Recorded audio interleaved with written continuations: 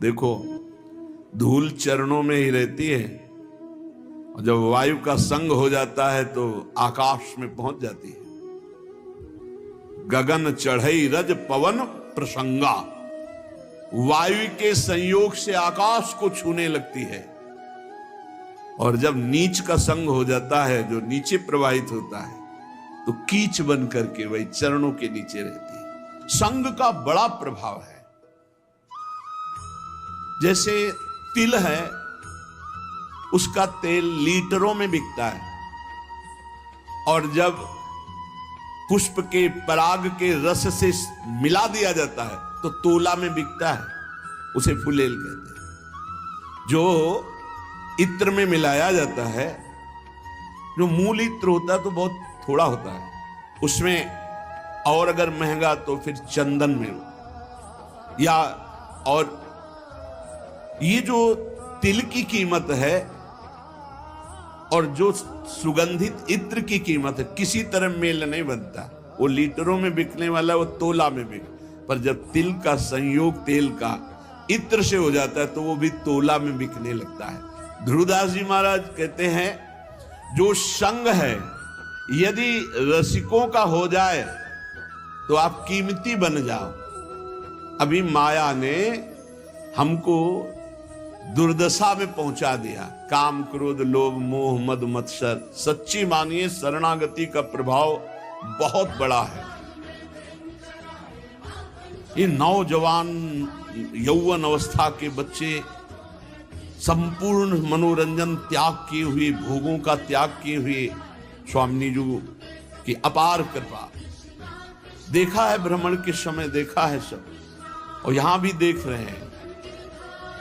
100 में 100 अभी दोपहर तक बदल जाए भगवान जाने। अभी 100 में 100 आज्ञा पर चल रहे, 1% जो धर्म विरुद्ध आचरण है वो नहीं। भजन की पूर्णता तो श्री जी की तरफ से होगी, वही करवाएंगी, लेकिन धर्म विरुद्ध छोटे छोटे बच्चे हैं जिनको केवल खेल खिलौनों से मतलब, वो ऐसे अकाउंट दिखाते हैं। इतने बड़े हैं, 60,000 राधा नाम जपा, और बढ़ाओ अगली बात 80,000 राधा नाम। इनकी क्या कोई महिमा जाने, अभी ठीक से चल नहीं पाते, 70-80 हजार राधा नाम जपे छोटे छोटे बच्चे। इनकी महिमा आगे जानते हो क्या प्रकाशित होगी? यही जगत को पावन करने वाले, चाहे गृहस्थ बन जाएं चाहे विरक्त बन जाएं, दोनों में ये जगत पावन करने वाले महात्मा होंगे। इत्र की भांति तेल बिकने लगता है। संग का प्रभाव देखो, इत्र के संग से वो इत्र की तौल में बिकने लगता है। ऐसे ही अगर हमें संत संग मिल जाए तो पारस और संत में बड़ा अंतर है। पारस तो लोहे को छूकर सोना बना देती, पारस नहीं बना देती, लेकिन संत आप सरिस चाहे सब कीन्हा, अपने समान सबको बना देते हैं। जब श्रीधाम वृंदावन का आश्रय मिलता है तो विशुद्ध संतों का संग होता है। और धर्म साधन भजन फीके बिनु अनुराग, जैसे बागो बनत नहीं जो न होई सिर पाग। अगर रसिकों का संग न हो तो अनुराग का मार्ग नहीं मिल सकता, प्रेम का मार्ग नहीं मिल सकता। नाटकबाजी बहुत हो सकती है, अहंकार की पूर्ति वाली साधनाएं हो सकती है, प्रेम नहीं। प्रेम बड़ा गुप्त विषय है, हृदय का गुह्य विषय है। आज प्रेम के लिए कोई बिरला ही व्याकुल होता है। नहीं, अपनी कामनाओं की पूर्ति, बहुत से बहुत पाप नष्ट करने की भावना या कल्याण की भावना, इसके ऊपर मोक्ष हो जाना और मोक्ष का भी त्याग करके भगवत अनुराग में रुदन करना, तड़पना, ये कोई बिरला चाहता है। बिना भगवत प्रेमी महात्मा के प्रेम की पहचान ही नहीं होती। प्रेम की जब पहचान नहीं तो फिर मांग कैसे हो सकती है? और जब प्रेम के लिए तड़पना होता है, कृपा कर दें हरि गुरु, तब प्रेम, जहां प्रेम प्रकट हुआ तो भगवान अजित को उसने अधीन कर लिया। भगवान का एक नाम है प्रेमाधीन। जिसने संतों का संग किया, भगवान उसके अधीन हो गए। सेन जी हर समय नाम जप करते और अपनी सेवा करते हैं। इस सेवा से जो अर्थ मिलता उससे साधु सेवा करते हैं। सच्ची मानिए साधु सेवा भगवत प्राप्ति का सीधा मार्ग है। भगवान को भोग लगाओगे, दृष्टि भोग पाएंगे, और भगवान को पाते देखना है तो संतों को पवाओ।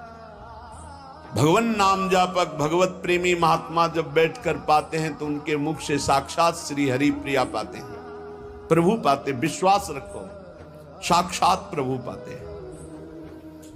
भक्तमाल जी में आया, जैसे बेटे गर्भ में हो और उसको पवाना हो तो क्या करो, मां को अच्छे अच्छे पदार्थ पवाओ तो बेटी की पुष्टता हो जाएगी। ऐसे ही संत जन है मां और हरि है गर्भस्थ शिशु।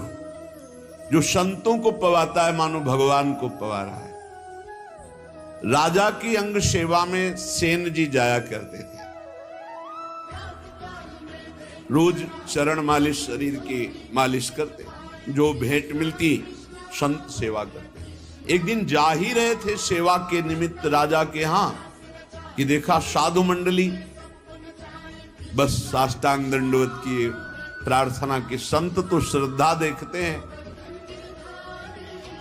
संत वैभव नहीं देखते कि वैभवशाली है तो उसको बड़ा प्रेम नहीं। संत जो होंगे वो श्रद्धा देखते हैं, और जिसको धन का, मान का, लोक व्यवहार का महत्व है वो श्रद्धा नहीं देखते। संतों ने देखा सेन जी की अपार श्रद्धा, अश्रुपूरित। भगवान आज हमारे कुटिया में चले और हमें पावन करें।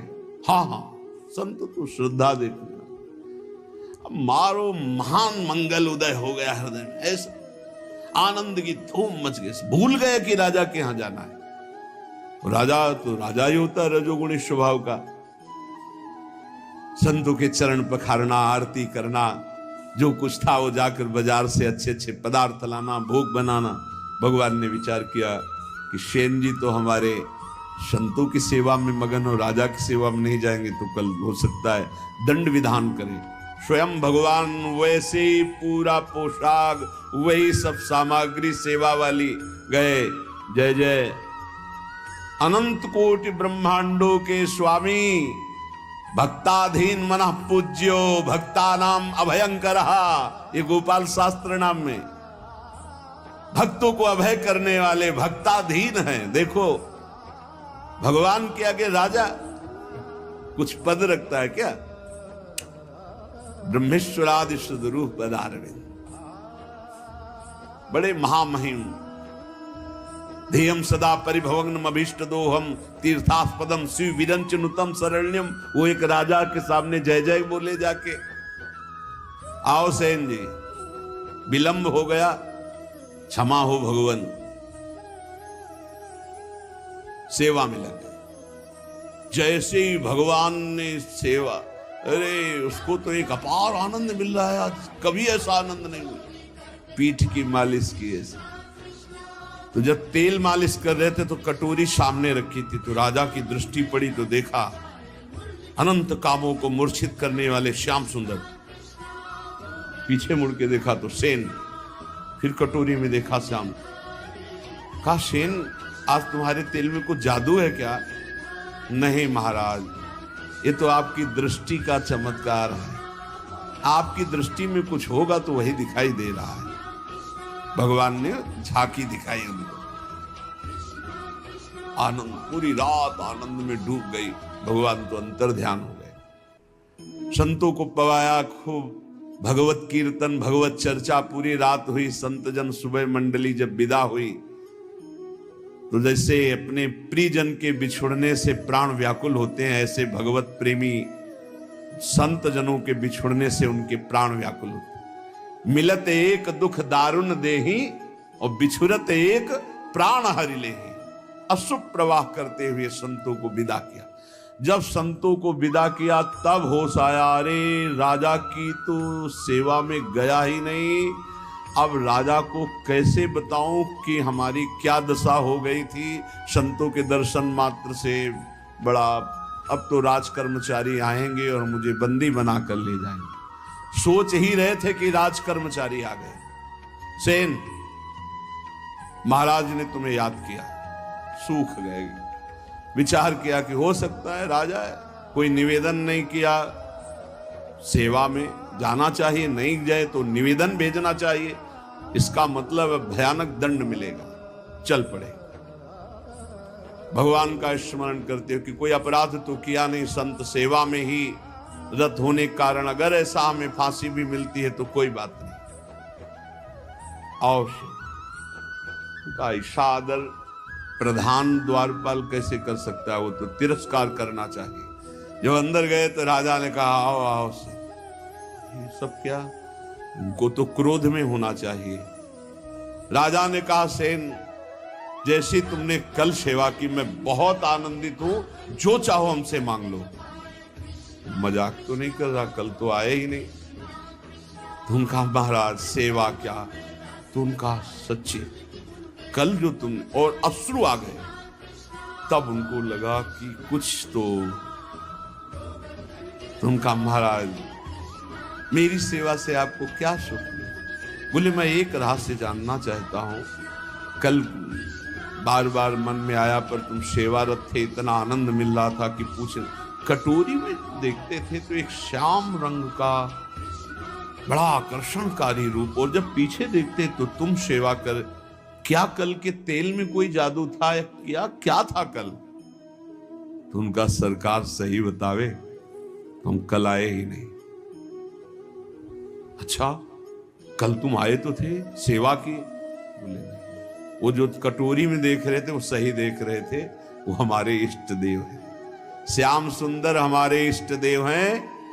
आप नाराज ना हो जाएं, हम संत सेवा में मगन रहे, इसलिए मेरे स्वयं प्रभु सेन का रूप धारण करके और आपके। अब आप पूछे कि मैं बहुत आनंदित हूं, जो इच्छा हो मांग लो, तो सरकार अपनी सेवा से मुक्त कर दो। आज से मैं अपने प्रभु और संतों के सिवा किसी की दास्ता नहीं करूंगा।